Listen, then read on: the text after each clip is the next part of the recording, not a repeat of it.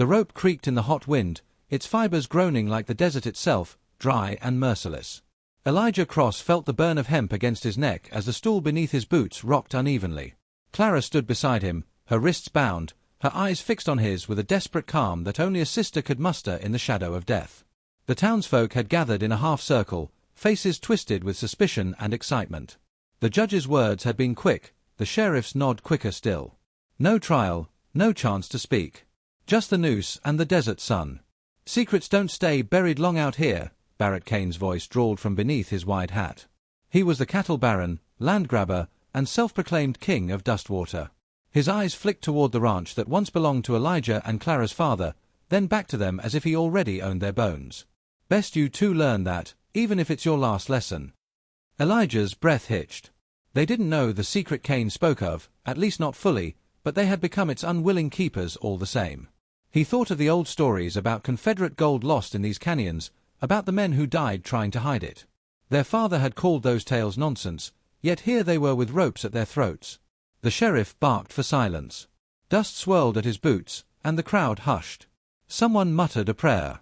Clara leaned close enough that Elijah felt her hair brush his cheek. "Don't look at them," she whispered. "Look at me. If this is the end, we face it together." Her voice did not tremble, though her bound hands shook faintly against her skirt. The stool beneath Elijah shifted again. He wanted to tell her that he was sorry, that he should have never brought her back to Dustwater, but his throat tightened with more than rope. The sheriff raised his hand. A thunder of hooves shattered the silence. Heads turned, and dust exploded across the street. Through it came a lone rider, broad shoulders hunched against the glare, a shotgun resting easy in his saddle. Jedediah Boone. The man carried the reputation of surviving where others had not, a war-scarred rancher with a grin that never reached his eyes. "If you hang them," Boone's voice rang out, deep and steady, "then you'll have to hang me too." He swung down from his horse, spurs striking hard earth, every step deliberate. He stopped beneath the hanging tree, looking first at Elijah, then at Clara, before turning his gaze on Kane. "I don't reckon that's the kind of trouble you want, Barrett." Kane's smirk faltered for the barest instant. His hired guns shifted in the crowd, hands grazing pistols. The sheriff looked uncertain, sweat trickling down his temple.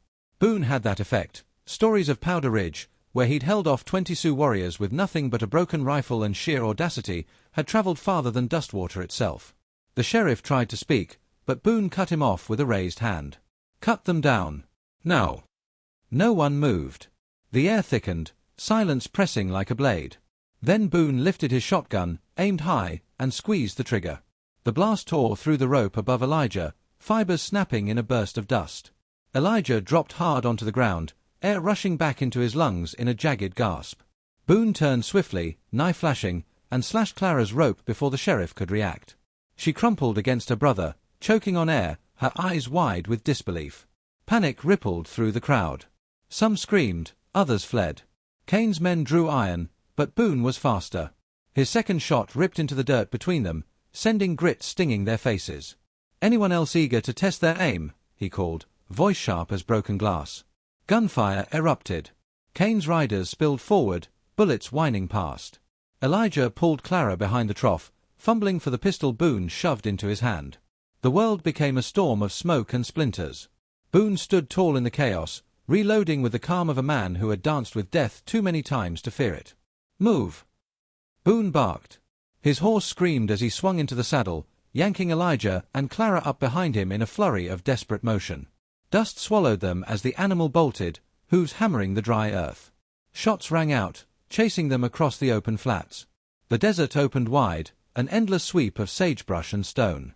Behind them came the thunder of pursuit, Kane's men on lean horses, howling like wolves hungry for blood. Clara clung to Elijah, her face buried against his shoulder. Boone drove them hard, the reins taut in his scarred hands. Bullets hissed past like angry wasps, one grazing the horse's flank.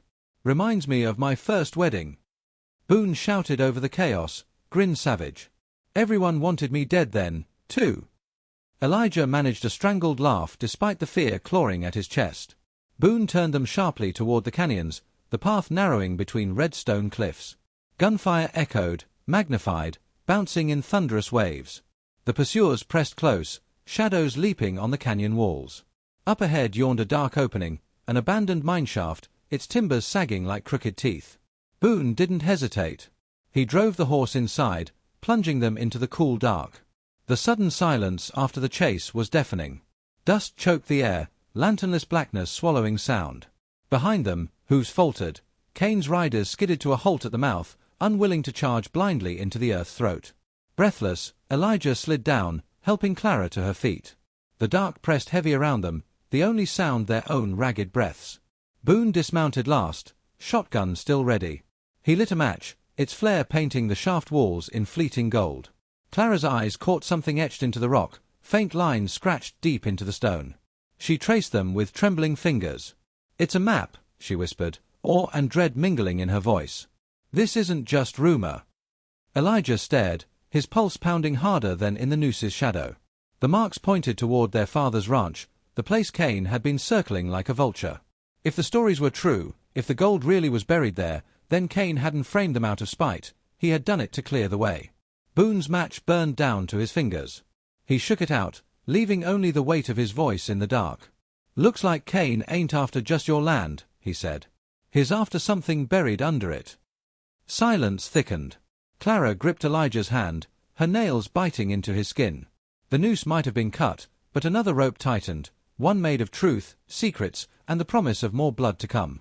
And in that suffocating dark, Elijah realized that the gallows had only been the beginning. The desert dawn bled slowly into the sky, pale light brushing the ridges as though the land itself had survived another execution. Elijah sat beside a meager fire, its smoke twisting upward like a prayer that refused to settle. Clara dozed against his shoulder, her breath shallow but steady. Boone crouched on the edge of the camp, a rag tied around his bleeding arm, eyes fixed on the horizon where the riders would come again. They all knew Kane would not relent. Guilt gnawed at Elijah more fiercely than hunger. He thought of their father's land, the laughter that had once filled the barn, the mornings when the ranch smelled of hay and horses instead of fear. He had brought Clara back to reclaim that home, yet all he had given her was rope burns and ashes. "I should have left her in Denver," he muttered. Clara stirred, her voice barely a whisper. "You think I'd trade safety for silence? Father's land is ours. No man steals it, not Kane, not anyone." Her hand found his and squeezed, faint but unshakable. The strength in her quiet defiance struck deeper than any sermon. Boone rose, adjusting his hat against the rising sun. "Sentiment's fine," he said gruffly, "but sentiment won't keep us alive. Kane's men will circle the ranch by midday. If we want the truth, we'd best get there first." They moved swiftly, weaving through dry gullies and brush until the shape of the ranch rose in the distance, sagging under years of neglect. The shutters banged loosely against cracked walls, and the wind moaned through empty stalls. Elijah dismounted slowly, boots crunching on the gravel path where he had once run barefoot as a boy. The silence inside the house pressed heavier than the noose had. Every room carried a ghost. A rocking chair, motionless now, creaked in memory. Dust coated the table where their father had dealt cards and told stories about men too stubborn to die. Clara paused by the hearth, her eyes misting at the cracked stones where she had once dried herbs for the sick. Boone kept watch by the door, muttering about tracks in the dirt outside, fresh, too fresh. In the barn, under the rotten boards, they found it, a trapdoor hidden beneath a broken feed trough. Boone wrenched it open with the butt of his shotgun, and the scent of earth and iron breathed out. Lantern light flickered as Elijah descended first, knees shaking with every rung. At the bottom lay wooden chests, their lids branded with the Confederate seal. Clara's gasp filled the chamber. She pried open a lid, revealing gold bars stacked like firewood, each one gleaming in the lantern's glow. Alongside them, leather satchels bulged with documents, supply manifests, contracts, signatures that pointed to Kane himself as a profiteer during the war. Elijah's throat closed. This was the deadly secret, the reason Kane would see them hanged. Not just land, not just gold. It was proof of his treachery. "He built his empire on blood," Elijah whispered.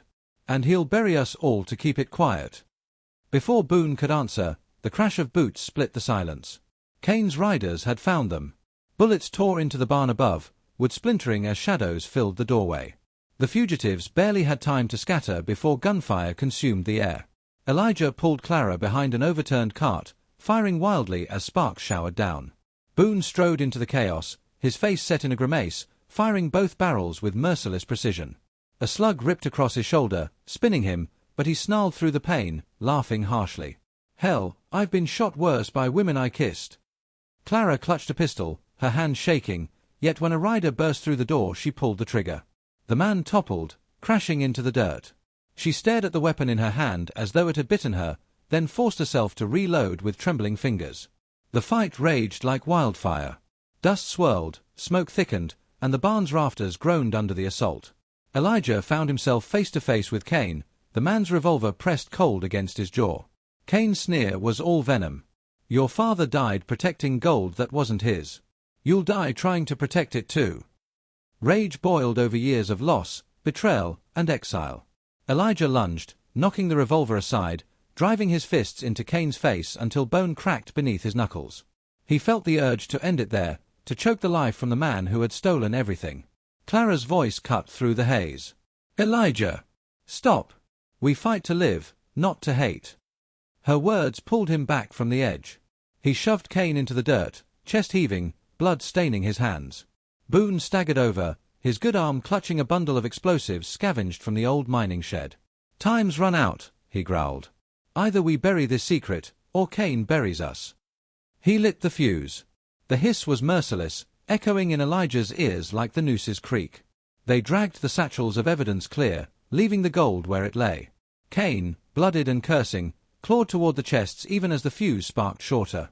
Elijah caught one last glimpse of the cattle baron's face, twisted with greed, eyes wide with denial, as fire consumed the barn.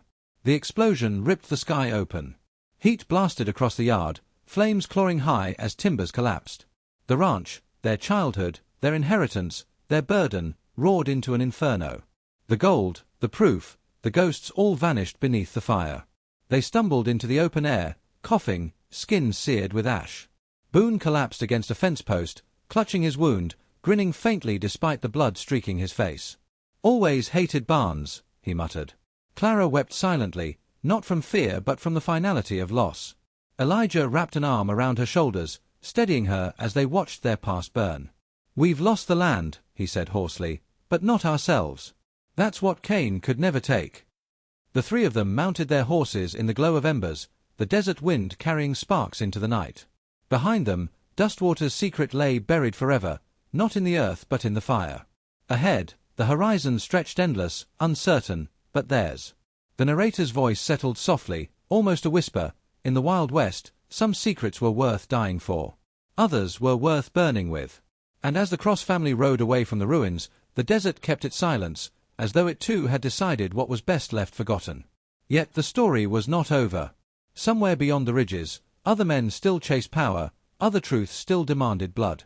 And Elijah, Clara, and Boone carried scars that would not fade in a single night's ride. The desert would test them again. That much was certain.